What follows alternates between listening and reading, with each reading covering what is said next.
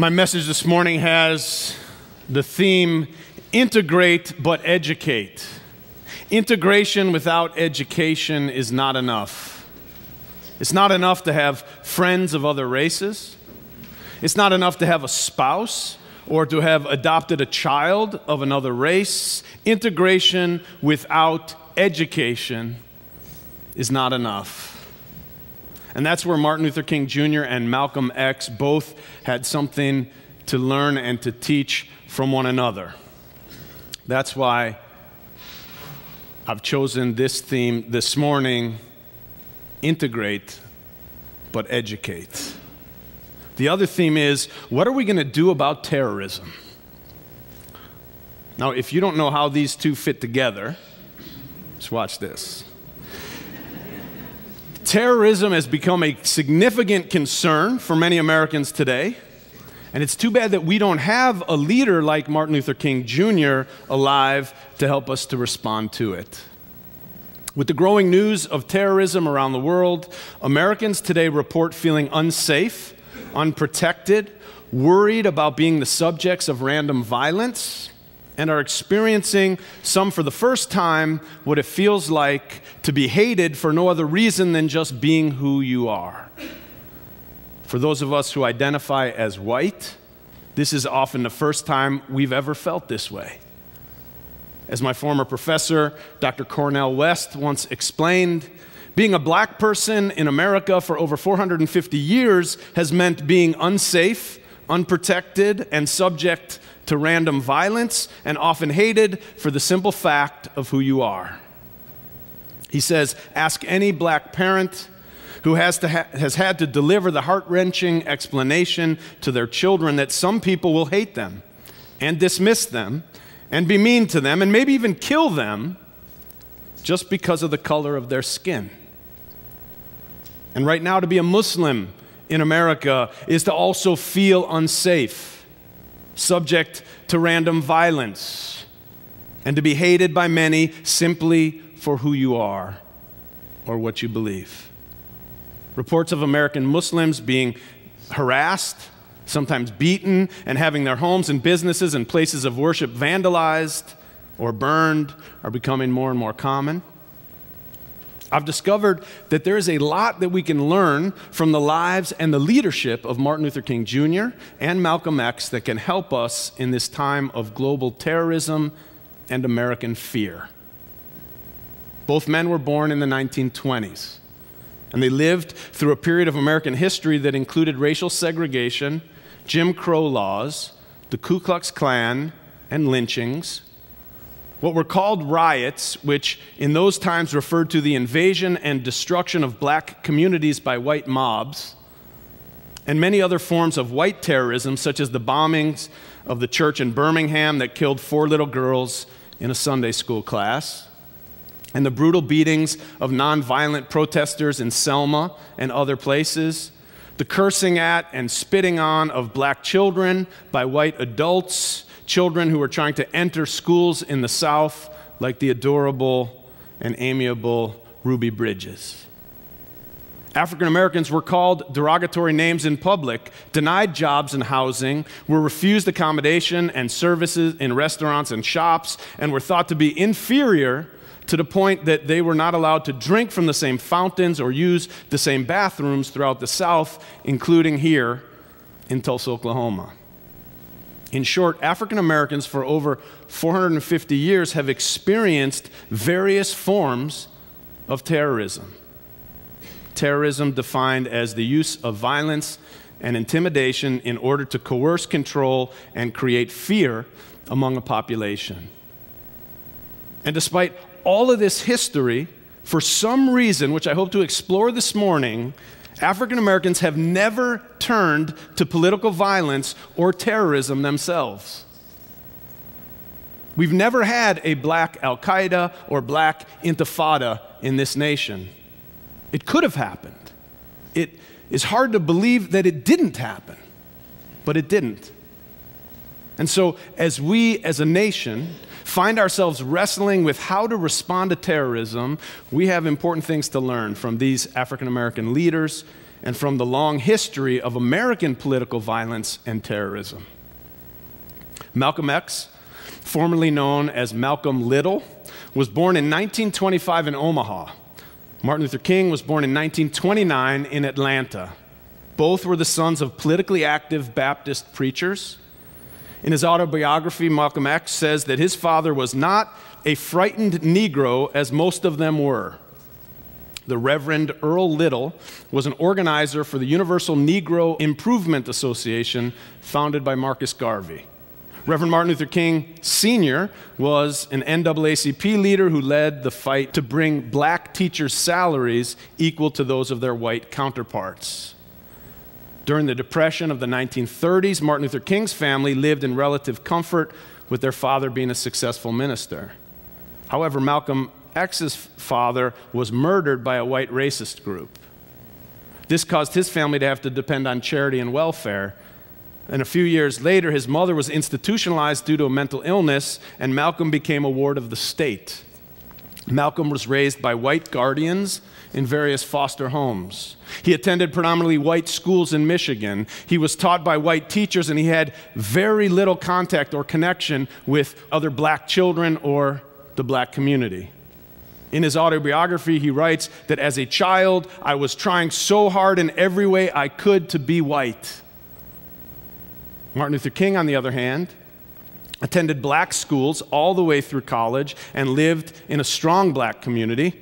In fact, Martin Luther King had few white friends growing up, including into his years of college at Morehouse College, a historically black school. As a young man, Malcolm turned to drugs and crime. And while in prison for burglary, Malcolm found a father figure in Elijah Muhammad, the leader of the Nation of Islam, and he became a member of the nation. From that point on, he became known as Malcolm X, giving up the slave name Little and discovering a sense of belonging within the black Muslim community and a sense of purpose and a feeling of pride of being black.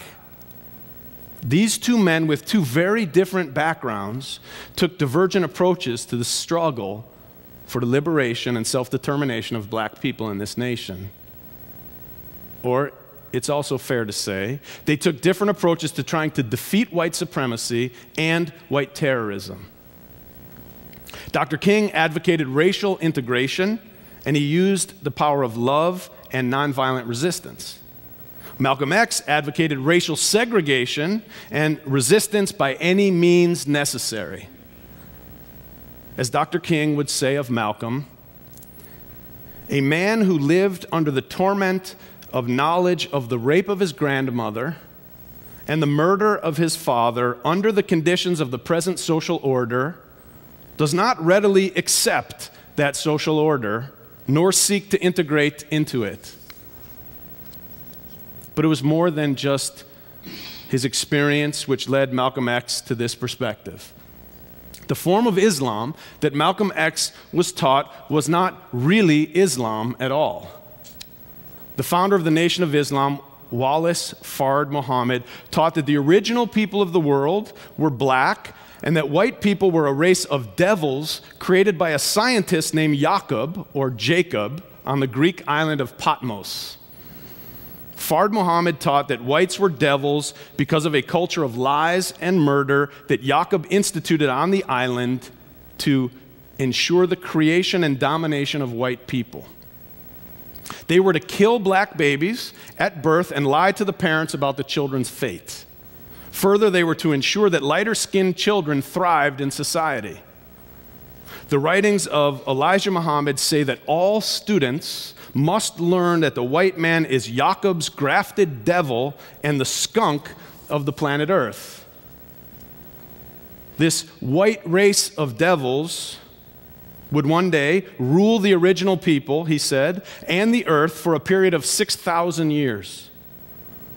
Through a system of tricks and lies whereby they use deceit and divide and conquer and break the unity of the darker people and put one brother against another and then act as mediators and rule both sides. This is what Malcolm X was taught was the Islamic faith by Elijah Muhammad. None of this, by the way, can be found in the Quran, the Muslim holy book, nor would it be recognizable in any way, shape, or form to a Sunni or a Shia or other Muslims around the world. Nevertheless, as Malcolm X looked around him and tried to make sense of this culture of white supremacy in America, this ideology actually made a lot of sense as he applied it to his own experience. The religion he was raised in, Christianity, was based in white supremacy. There was a white Jesus and a white virgin and white angels and white everything. The American government, its education system and culture relegated non-whites to second-class citizenship, none of which made any sense. In the Nation of Islam, Malcolm found an understanding of why the world would be so upside down. He found a sense of power and a sense of purpose and a sense of belonging. Malcolm also watched as Martin Luther King Jr. and the civil rights movement seemed to be achieving little success as they worked together with white people and with a strategy of nonviolence. To him, King's approach seemed ineffective and simply perpetuated the ongoing oppression of black people. He advocated that African Americans protect themselves and achieve equal rights by any means necessary, including violence when necessary. When I say that there's never been a black Al-Qaida or Intifada in America, people sometimes say to me, well, what about the Nation of Islam? What about the Black Panthers? But if you look at the history, you will see that these groups never committed acts of violence or acts of intimidation. They talked a lot about using violence as a form of self-defense if they were attacked by white people, which was happening all over. But they never attacked or killed anyone as a means of political protest or as a means of coercion. They did not use violence. Theirs was a strategy of using violence to combat the violence of the white community. That was continually being inflicted upon African Americans. It was white people in those times who were using violence as a mean of coercion and control. Black power groups were simply preparing to start responding to violence with violence. That is not terrorism. That is a response to terrorism. That is an important distinction and a fact of American history that it's important that we educate ourselves and others about, because integration without education is not enough.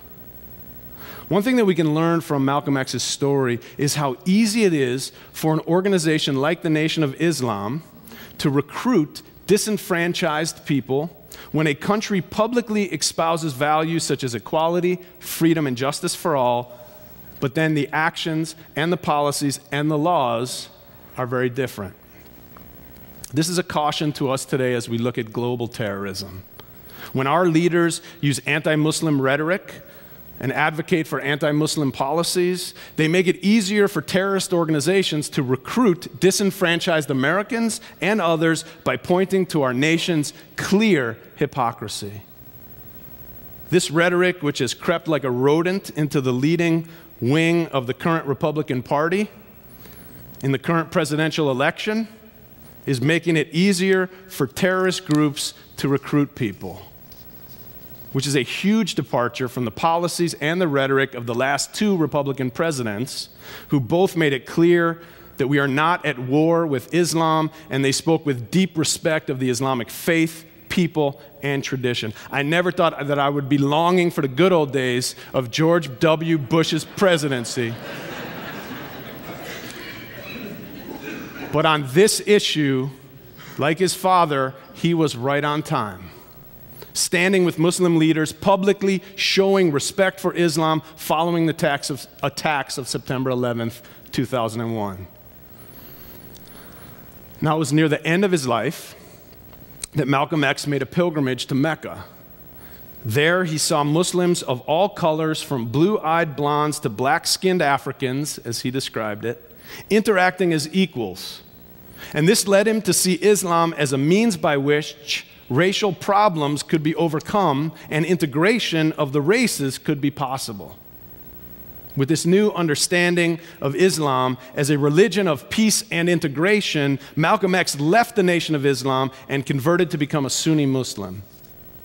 Unfortunately, Malcolm X was assassinated not too long after his conversion, so we did not get to experience much of his leadership from this new perspective. However, he did live long enough to see progress made by Dr. King and other civil rights leaders who were advocating nonviolence. And he seemed to realize how his more militant approach was forcing white moderates to cede ground to King and the civil rights movement because they could feel the pressure of violent resistance building, and these white moderates realized that they better get on board with Dr. King and his integrationist approach or else risk the potential of violent resistance.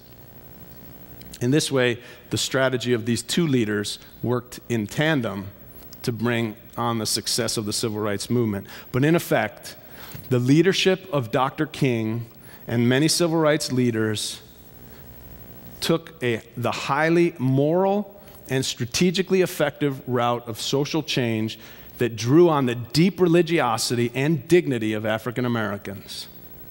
And the approach literally transformed the hearts and minds of many people. It changed laws, and it did so by receiving violence with dignity rather than creating violence. And it kept them from lowering themselves to the level of indignity and immorality of their opponents. Dr. Cornel West once famously quipped, "When we realize this history, the rest of us, when we see an African American walking down the street, ought to stop whatever we're doing and give them a standing ovation." African Americans faced oppression with integrity and courage and virtue and a commitment to radical love as understood in the life and the ministry of Jesus. This is a grand achievement and a humbling testimony that despite the violence and the indignities and the threats, African Americans overall never lost their sense of who they are and never stooped to the level of those who were terrorizing them. As we face the current terrorist crisis, may we as a nation not allow ourselves to demonize our fellow citizens of the Muslim religion, nor allow our country to turn its back on our national values and the history of welcoming immigrants of all nations and faiths and ethnicities. But let's be honest, we haven't always welcomed immigrants of various ethnicities and religions very well. The story of our nation is often the story of the tragic encounter of difference, and we must remember the ways Jews and Catholics and the Chinese, Irish, Polish, Italians, and others were treated poorly and unfairly as they immigrated into the United States. We have to be sure that we educate, not just integrate ourselves. We need to be educated about the ways that many of us of Jewish or European descent came to be known as white, and learn what we gave up and what we gained and what we took from others in the process. Integration without education is not enough. And that includes African Americans and all people of color as well.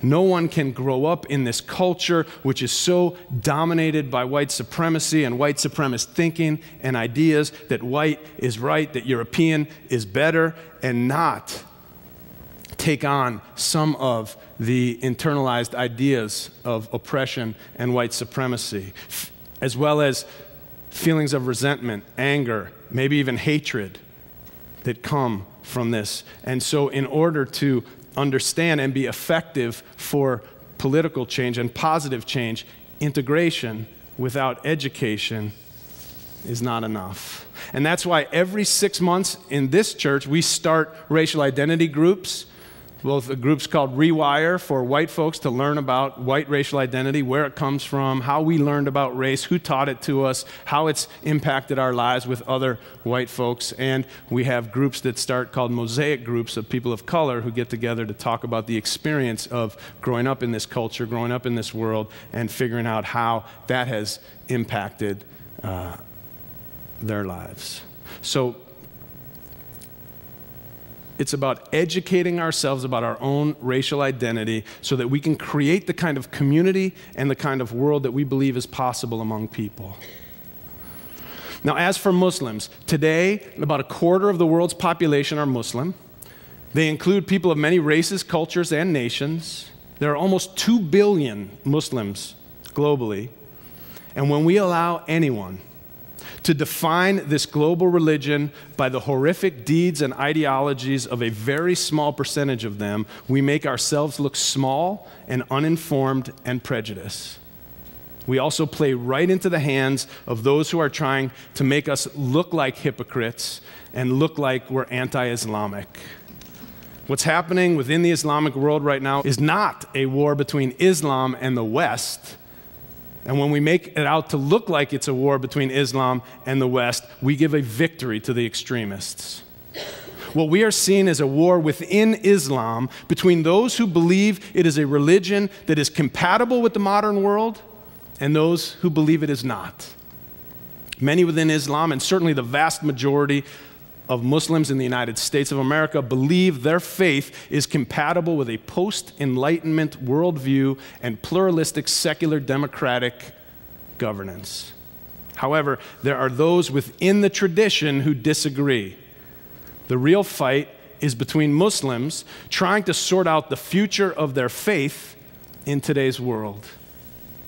The groups who are trying to make this case that Western societies are antithetical to Islam have one major weapon.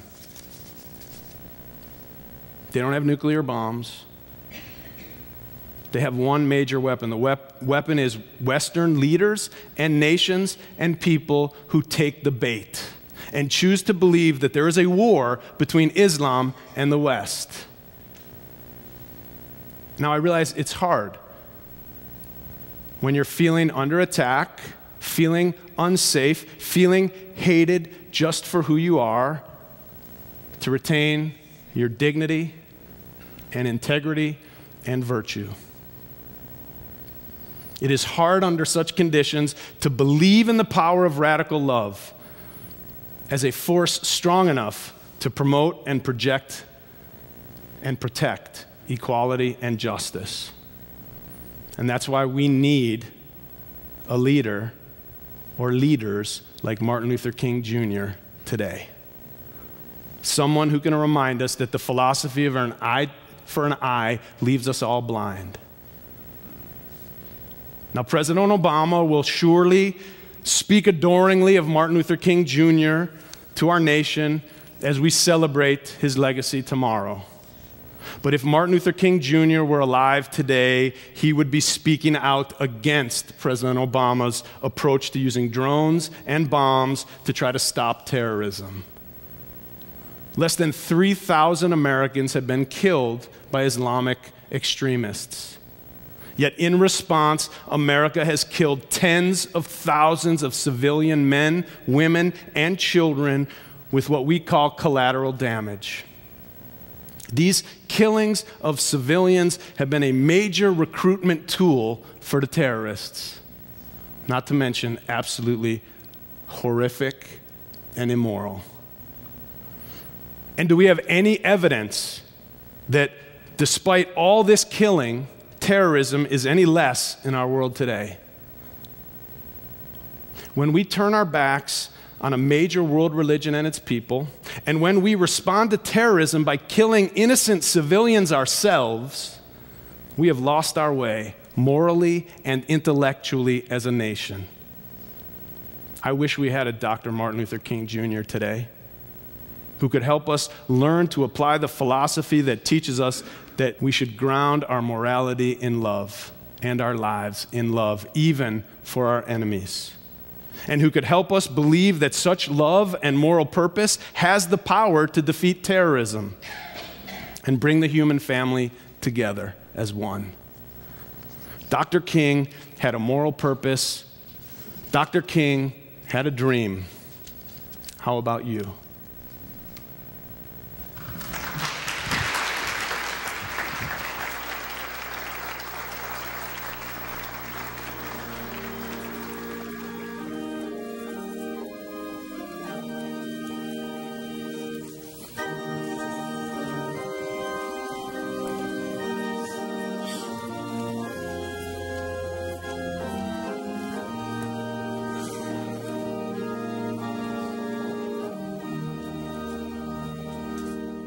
We are your church, and we are proud to be your church, or at least a church that's having a positive impact on your life.